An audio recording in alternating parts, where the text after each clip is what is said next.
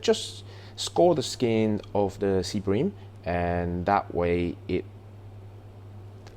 eats better, so it doesn't become stringy or chewy when people eat it later.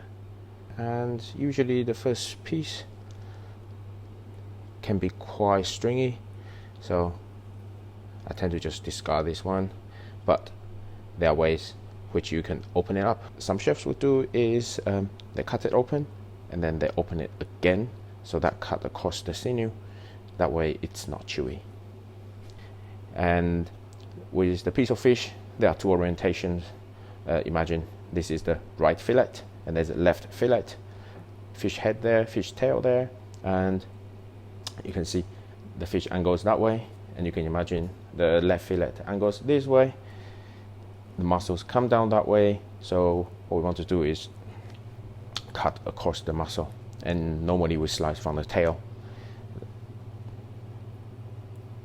So with the right fillet, what I do is I angle it slightly and then slice back. Or actually with the right fillet you can also do a push cut, and that both works. It just depends on what you find comfortable.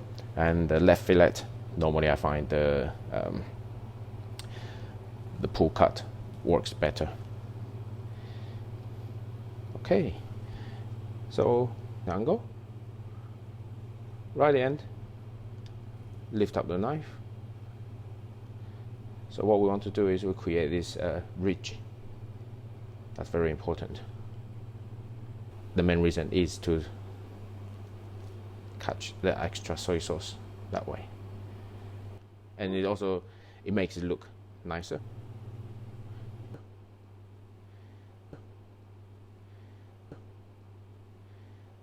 This is a top back fillet of hamachi. The whole fillet looks roughly like that. The head over there, tail over there. Right, we'll start slicing.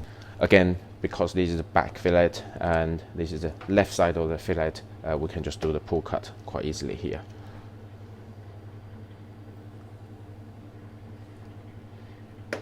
Okay, I'll just discard the last piece again. It's perfectly fine to eat. It's just the texture is not the best. Okay, right. Normally the idea is just cut across the muscle tissues, so that way it reduces the bite when we do come to making the nigiri. And when it comes to the last piece, just do it that way. Okay. With hamachi, especially the back fillet, can be quite tough. So what we do is we score the fish a little bit, and how you score it is, you can be creative, but usually cutting across it like that, it's quite a nice way of doing it.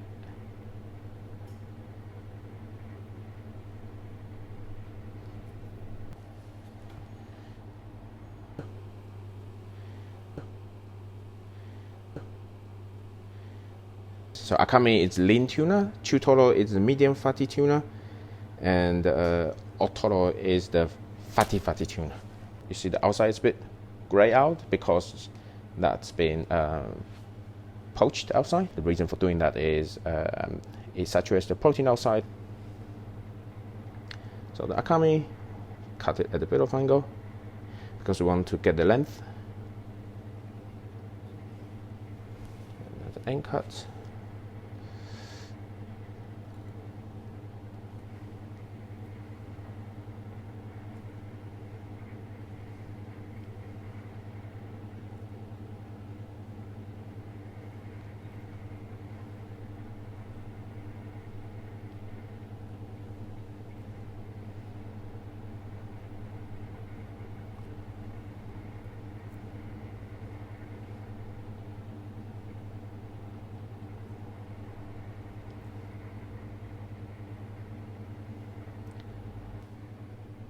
So all the offcuts, don't throw them away.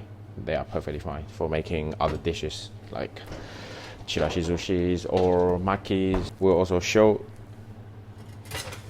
a few ways of scoring the akami. It's not necessary, but it looks nice for presentation as well. So with Akami like this, what we can do is just score it across gently. This is Chutoro. You can see there's a mixture of Akami there, and then fatty part is whiter. Mostly using pull cut. What I like to do is I feel it, which part is a bit stiffer, and I put it at the bottom, because that way I can use it as a ridge to help me slice through. If it's too soft, it tends to deform the fillet and it gets harder to cut. Okay, again, we'll just cut it through and shape it to the shape we want. You notice I do a slightly thicker cut with this because it's fatty, it's soft, and we will need to trim that out. You're cutting this, you can probably feel the sinews on the fillet, so definitely we will score this, and you can see all that tissues along. If we eat into that, that's quite unpleasant texture, so definitely we'll score this.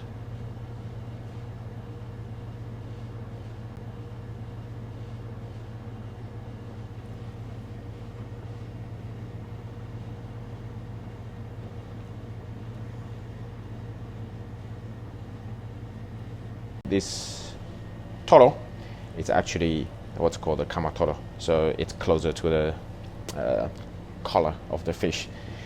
It's actually more rare than the standard Otoro because it doesn't have the sinew, and you can see the marbling. It's beautiful, it looks like Wagyu, and because that trim of a bigger fillet, the shape already made, so we're just going to fillet that straight away, or slice that. They'll come with some extra fat on either side. Those are really tough, so what we do is we trim them off always. Don't throw them away, these are great mixing into your maki mix.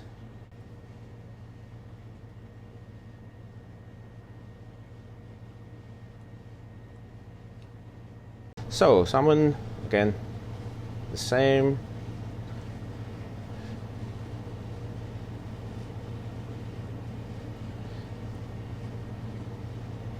So this is the top back fillet of the salmon. You'll notice I normally leave the end piece of the salmon or the fish. We can actually take a few more cuts on here. Right at the end, there will be a little piece of triangle, and that I tend not to use. I just use them for maki. The reason for that being it becomes uneven, and if we put that on nigiri, the texture will not be right. So the very last edge, as you can see, we can continue to slice and leave a triangular piece at the end. That I reserve them for maki. We take that muscle off. It's very tough. We don't want to eat that raw, but it's great. It added to your stir fry. Yeah, these are the muscles. You can see it's particularly white. It's very tough. When you cut it, you can feel it. And that's what attach the scallops to the shell. So that's a strong muscle. Firstly, to find the halfway, and when I slice scallops, I angle my knife.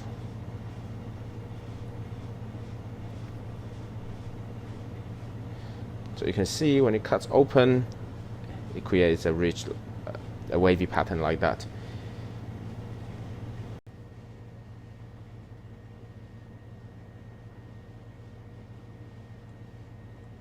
Open that inside, that also helps the rice to stick.